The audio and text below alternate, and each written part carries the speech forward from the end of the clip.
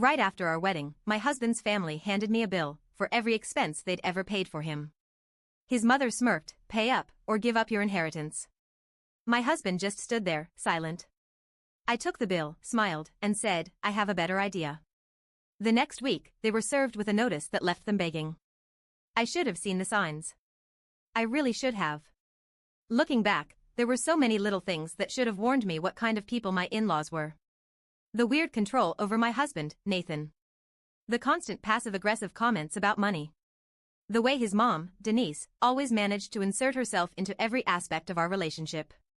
But I ignored it. Love makes you ignore things. Nathan and I had been together for 5 years before we got married. I knew his family was wealthy. Not we fly private jets wealthy, but old Southern real estate money wealthy. Land, properties, trust funds, the kind of wealth that isn't flashy but runs deep. I grew up middle class. My parents worked hard, saved what they could, and made sure I had everything I needed. I put myself through college, got a solid job in financial litigation, and built a good life for myself. When Nathan and I got engaged, his parents insisted on paying for the wedding. And I mean insisted. Denise made a big deal about it. "It's our gift to you both," she had said.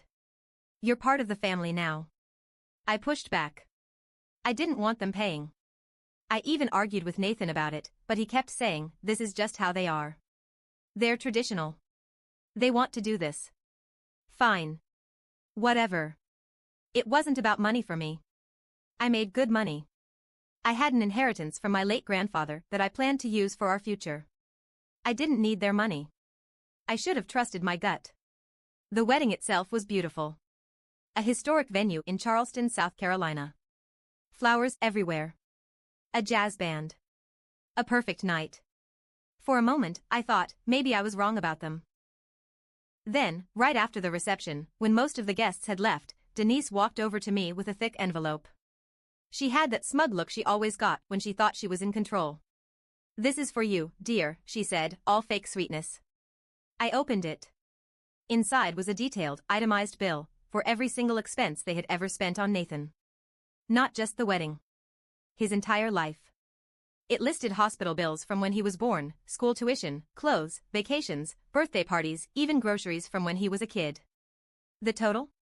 $365,789.42. I swear, I thought it was a joke. I looked up at Denise, expecting her to laugh. She didn't. She was dead serious. Nathan's dad, Robert, stepped up next to her. "We think it's only fair," he said in a businesslike tone. "Since you're his wife now, these expenses fall to you." I actually laughed. I thought, there is no way this is real.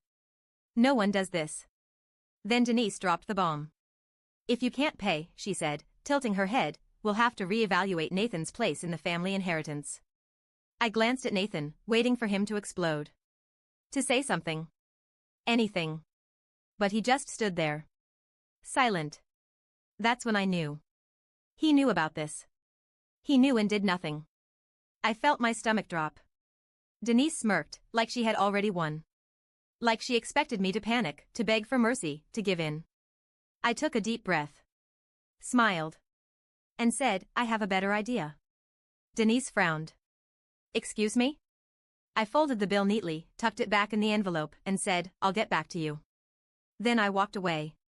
Nathan and I did not have a wedding night. The second we got back to our suite, I told him, "I need to know if you were part of this." He looked guilty. "I didn't know they'd actually do it," he mumbled. "That's not an answer," I snapped. He sighed. "They told me a few weeks ago. They said it was just a formality. They weren't really going to make you pay. It's just a way of showing commitment." I stared at him. "You let them ambush me. On our wedding night. They're just old-fashioned," he said, like that made it okay. I didn't sleep that night. Instead, I got to work. Because if Denise wanted to play financial hardball, she had no idea who she was dealing with. The next morning, I woke up before Nathan and got to work. If Denise and Robert wanted to turn my marriage into a transaction, I was going to show them just how expensive their little game could get. First, I needed to understand the full scope of what I was dealing with. I knew their money came from real estate, generational wealth passed down, mostly in the form of properties in South Carolina. But I also knew old money families like theirs often had loopholes, tax evasion, and financial skeletons buried under decades of bad business practices. So while Nathan was still asleep, I dug in. I pulled every email, text, and document I had from the wedding planning. Anything that proved that their gift wasn't a loan but a voluntary expense. And then I checked something else. Nathan's inheritance. Because if they were willing to dangle it over my head like a prize, I needed to know exactly how it worked. When Nathan woke up, I was already dressed. "We need to talk," I said. He sat up, rubbing his face. "Look, can we not do this now? We're doing this now." I threw the envelope onto the bed. "Explain this to me. Why do they think they can hold your inheritance over my head?" He sighed. "It's complicated." "Uncomplicate it." He hesitated. Then he finally admitted the truth. His family controlled everything. His trust fund? They managed it. The properties he was set to inherit? They still technically owned them. Every dime he had ever received? Filtered through them first. "They have to approve everything," he muttered. "It's how they keep things secure." I stared at him. "You're telling me you don't actually own anything?" He shrugged like it wasn't a big deal. "I mean, technically, not yet. But when they pass." I laughed. Not because it was funny, but because it was pathetic. Nathan had spent his whole life thinking he was rich when, in reality, he was just a puppet. And worse? He was okay with it. I stood up. "Where are you going?" he asked. "To fix your mess." I didn't go to work that day. I went straight to Denise and Robert's house. If they wanted to play financial games, I wanted to hear the rules from their own mouths. Denise opened the door, dressed like she was about to host some fancy charity luncheon. "Well, dear. I didn't expect to see you so soon." She led me into their massive sitting room, all white furniture, gold accents, the kind of place where you're afraid to touch anything. Robert sat in his chair, reading the newspaper like some 1950s movie villain. "So," Denise said, pouring herself tea. "Have you decided how you'll be paying us back?" I smiled. "I have some questions first." She raised an eyebrow. "Oh." I leaned forward. "How does Nathan's inheritance actually work?" She sipped her tea. "Well, dear, that's family business." I kept smiling. "I'm family now." Her lips tightened. "The estate has a structured trust. It's been in place for generations. We simply ensure that it remains within the family." I nodded. "And who owns the properties?" Robert folded his newspaper. "Legally? Us." Bingo. Denise's expression didn't change, but I could see the flicker of something in her eyes, realization. She knew I had just found her weak spot. I stood up. "All right, then." Denise blinked. "Excuse me? I'm not paying your bill." Her eyes narrowed. "That's not a choice, dear." "Oh, but it is." I grabbed my purse. "You see, I work in financial litigation. So I know a gift is a gift. And if you try to enforce this ridiculous dowry, it won't hold up in court." Robert scoffed. "Do you really want to get lawyers involved?" I smiled sweetly. "Absolutely." Denise's voice turned cold. "You think you're so smart, don't you?" "I don't think, Denise. I know." I walked to the door, then paused. "Oh, and one more thing," I said, turning back. "Since you still own the properties, that means they're subject to financial review, right?"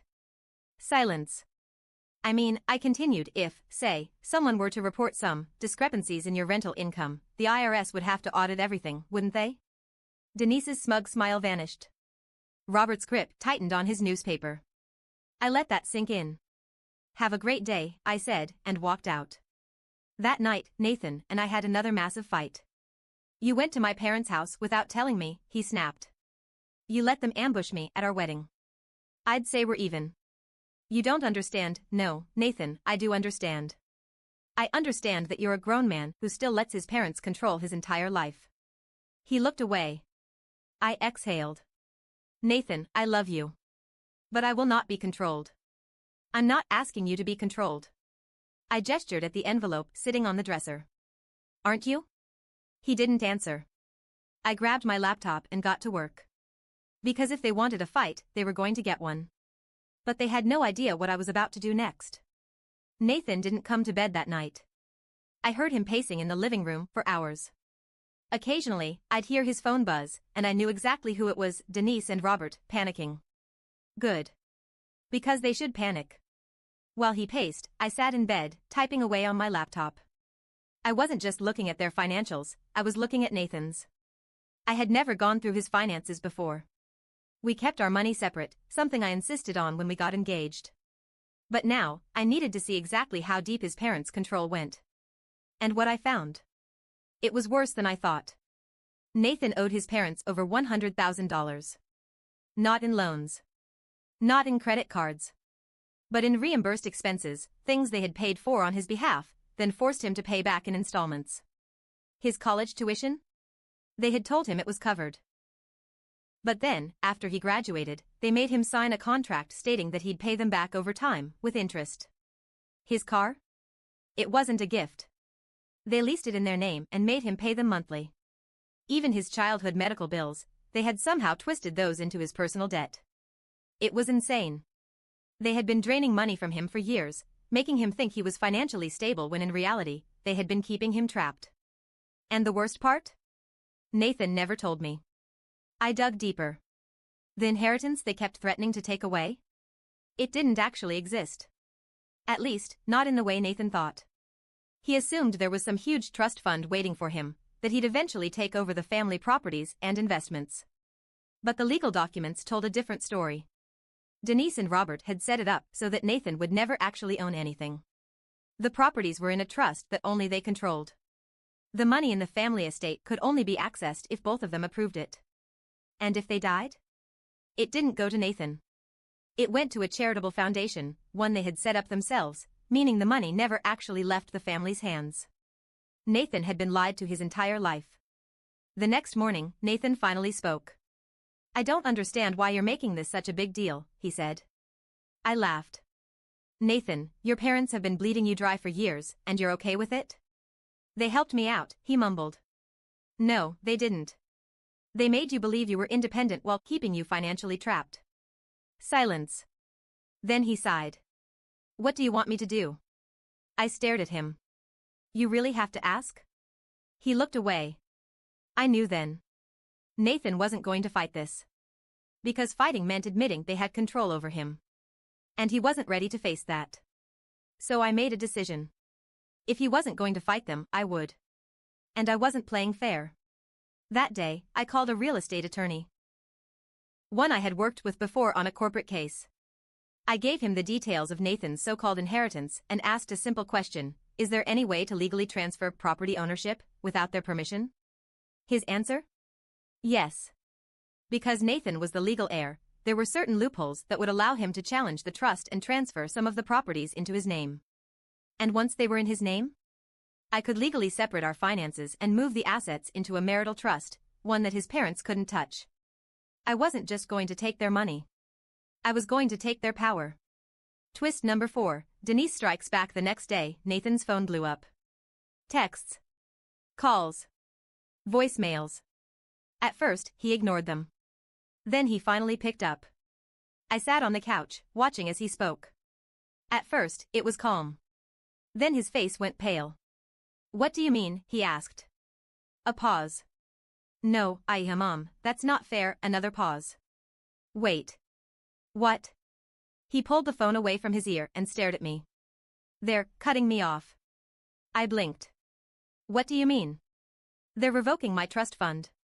I tilted my head. "The one you don't actually have?" He flinched. But then he sighed. "They also canceled my car lease." There it was. The real punishment. Denise and Robert had spent years pretending to be generous, but the second he stepped out of line, they yanked it all away. "I need to go talk to them," he said. I stood up. "No, you don't. I have to fix this." "Nathan," I said slowly, "there is nothing to fix. This was always going to happen. The second you stopped being useful to them, they were going to cut you off." His jaw clenched. "They're my family." I shook my head. "No, Nathan. They're your owners." Silence. Then he grabbed his jacket. And walked out. Nathan didn't come home that night. Or the next night. Then, on the third day, I got a message. From Denise. It was short. Nathan is staying with us for a while. He needs time to think. You should respect that. I stared at my phone. Then I did something I never thought I'd do. I called my lawyer. And said 5 words. I want to protect myself. Because this wasn't just a marriage problem anymore. This was war. I stared at the text from Denise. Nathan is staying with us for a while. He needs time to think. You should respect that. That was it. No apology. No explanation. Just a statement of power. They were making it clear Nathan belonged to them. And if I had any doubts before, they were gone now. I wasn't going to win him back. I wasn't going to convince him to fight for himself. Nathan had already chosen his side. So I stopped waiting. And I executed the plan I'd been building since the moment they handed me that bill. First, I met with my lawyer and finalized the property transfer. It took a lot of paperwork and some legal maneuvering, but I was able to move the newly inherited properties into my name. That meant Denise and Robert no longer had uncontested control over their assets. It also meant they would need my permission for anything involving those properties. Next, I officially cut financial ties with Nathan. I had been covering some of our shared bills, groceries, utilities, even some of his expenses when his parents forgot to send him money. Not anymore. I had my lawyer draft a financial separation agreement, locking down my assets so that neither Nathan nor his parents could touch a single cent. Then, for the final step. I waited. Denise threw a party. Of course, she did. It was some kind of charity event, held at one of their fancy country clubs, full of old money types, investors, family friends, and people who still thought marrying well was a woman's greatest achievement. I wasn't invited. But that didn't mean I wouldn't show up. I arrived unannounced, stepping into the room in a sleek black dress, walking straight through the sea of people who had no idea the entire family was about to implode. I spotted Nathan first. He was standing near the bar, talking to his father. He looked comfortable, like he had already forgotten everything that happened. Like he had just let them absorb him back into their world. Then I saw Denise. She was laughing, smiling, sipping champagne like she hadn't spent the last few weeks destroying her son's marriage.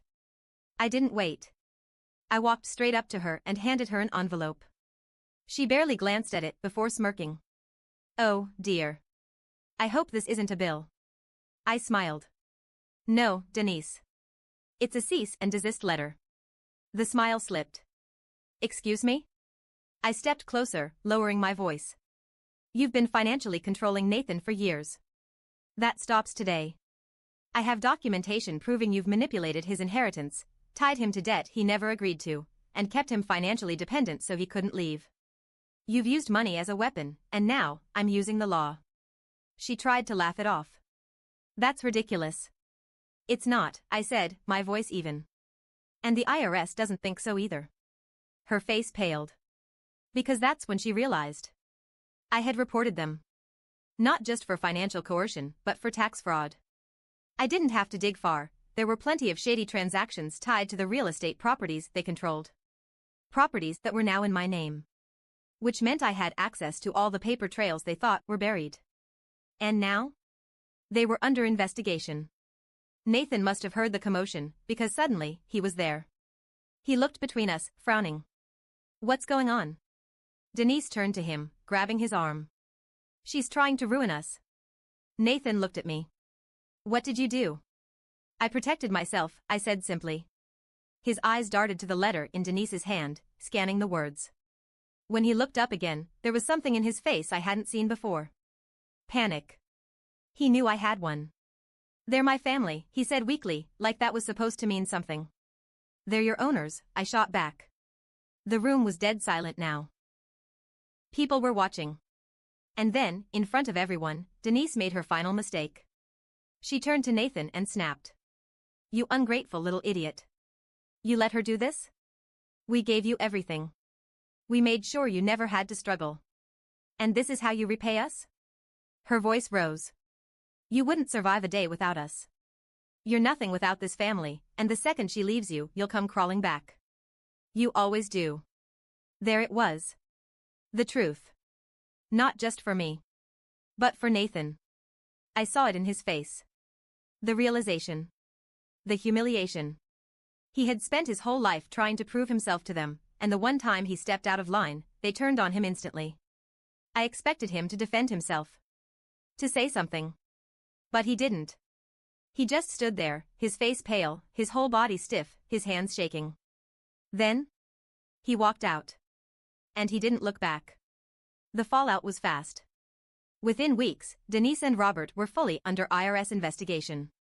Several of their properties, including the one they lived in, were seized. Nathan? He tried coming back. He called, left voicemails, even showed up at my office once. But I was done. I had spent too much time fighting for someone who didn't want to fight for himself. So I filed for divorce. Nathan didn't contest it. I don't think he had the energy to. The last time I heard about him, he was living in a small apartment, working a regular job for the first time in his life. His parents? They lost everything. And the best part? The rental apartment they moved into? I owned it. They never knew. But every single month, when they sent their rent check, they were paying me. It wasn't about money. It was about control. And I had taken all of it.